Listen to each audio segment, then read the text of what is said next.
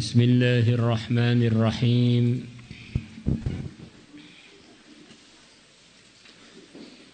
وخرج أحمد من طريق علي بن يزيد عن زوارة بن أبي أوفى عن مالك بن الحارث رضي الله عنه. Ini ngulangi hadis kemarin biar lebih lengkap.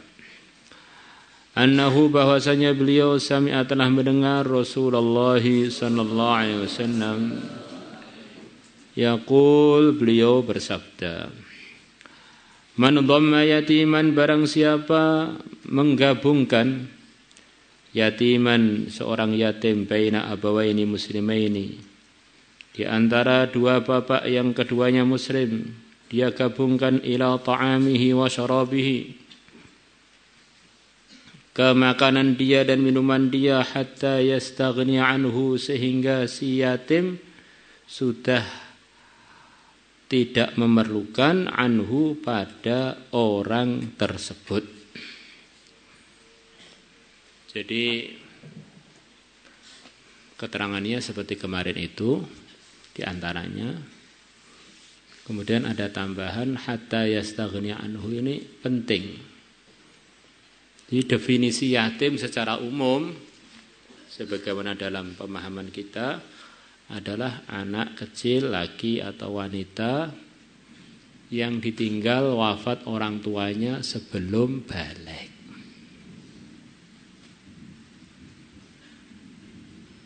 Maka dalam hadis ini Nabi menjamin anugerah untuk orang yang merawat anak yatim tersebut, diurus makanannya, diurus minumannya. Jaminan itu akan berlaku sampai anak yatim, bukan sampai baligh, tetapi sampai anak yatim bisa mandiri.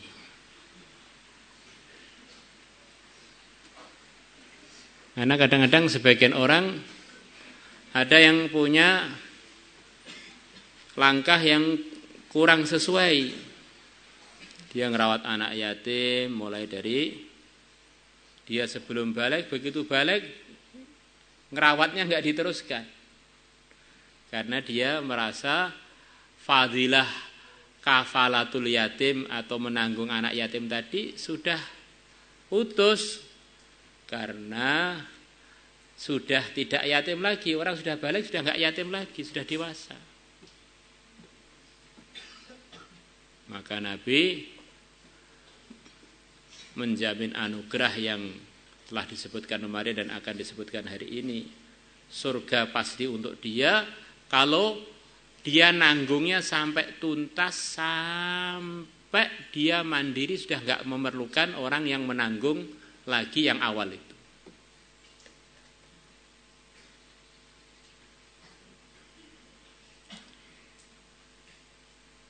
Kemudian yang kedua, ada beberapa riwayat yang bunyinya kurang lebih man dhamma yatiman minal muslimin. Barang siapa yang menggabungkan atau menanggung seorang anak yatim dari kalangan orang-orang Islam. Di anak yatim yang ayah ibunya, yang ayahnya yang meninggal itu adalah orang Islam, maka dapat jaminan macam-macam anugerah.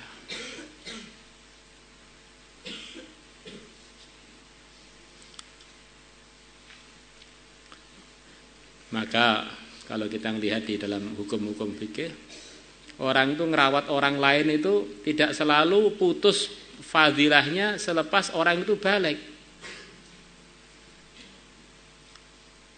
Siapa yang punya anak perempuan, kemudian dia nafkahi dengan baik, dia didik dengan baik, kemudian dia carikan suami dengan baik, maka orang itu bersama aku di surga. Ini bukan anak yatim, anak dia sendiri, perempuan. Dia merawat anak perempuan itu dengan baik, dididik dengan baik, pahalanya tidak kalah dengan pahala ngerawat anak yatim. Ini ayahnya masih ada, ibunya masih ada. Bagaimana dengan orang yang anaknya teman muslim kita, walaupun dia sudah enggak yatim, dia ini masih memerlukan untuk perhatikan terus. Kemudian kita putus, itu kan satu hal yang tidak etik, satu hal yang tidak berakhlak. Apalagi orang selepas balik itu justru itu waktu umur yang orang itu goyangnya banyak, nafsunya mulai meningkat, pikirannya mulai macam-macam. Justru itu waktu yang dia seharusnya dituntaskan pendidikannya, pengawasannya sampai dia mandiri urusan agamanya dan urusan dunianya. Di dalam agama termasuk banyak hadis, banyak ayat Quran menekankan pentingnya memperhatikan anak-anak yatimnya umat Islam yang ada di dalam masyarakat kita itu, yang melembutkan hati, yang dijamin surga, bahkan dijamin nanti di surga akan jadi dekat dengan yang mulia Nabi besar Muhammad sallallahu alaihi wasallam. Maka itu satu hal yang kita termasuk berkewajiban untuk memperhatikannya dan memperjuangkannya.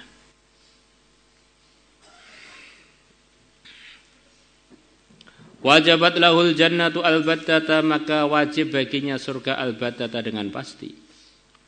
Wa man a'taqa imra'an musliman, makbaran siapa memerdekakan seorang yang muslim, kana maka adalah pemerdekaan dia tadi fikakahu merupakan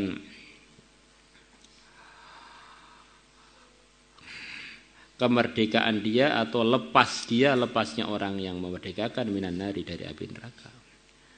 Yujza, dia dibalas likulli adbin minhu, untuk setiap anggota tubuh minhu dari yang memerdekakan, dari yang dimerdekakan.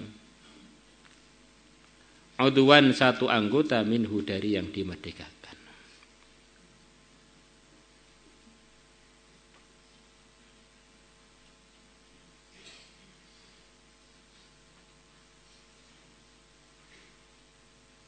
Ya, kurang lebihnya begitu itu.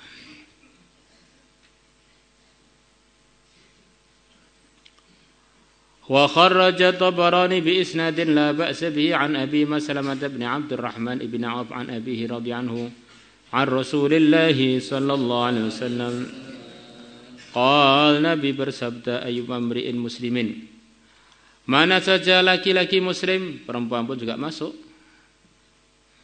Kenapa kok disifati harus muslim? Karena orang itu kalau belum muslim, ya belum layak untuk mendapatkan pahala dari Allah. Wong dia tidak mempercayai Allah, bagaimana dia mau minta pahala dari Allah wong dia enggak mempercayainya.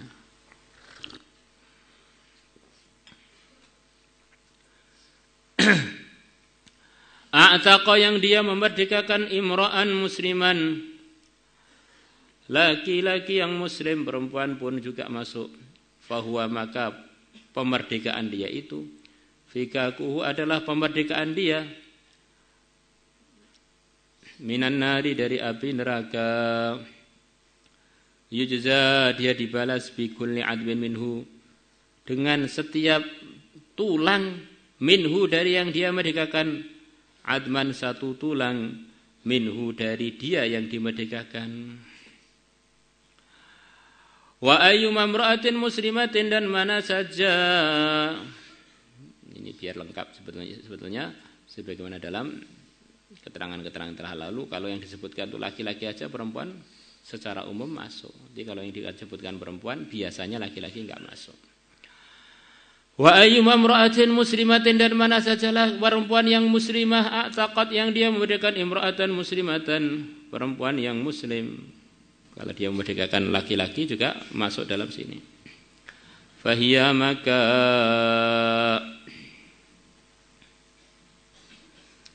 perempuan muslimah yang dia merdekakan, atau fi'lah dia, perbuatan dia tadi, fikakuha adalah merupakan pemerdekaan dia, pemerdekaan wanita muslimah tersebut, minan nari dari api neraka. Tujya, wanita itu dibalas bikulli adwin, dengan setiap tulang yang dia merdekakan dari wanita yang dia merdekakan itu. Adman, satu tulang, minha dari yang memerdekakan. Wa ayyuma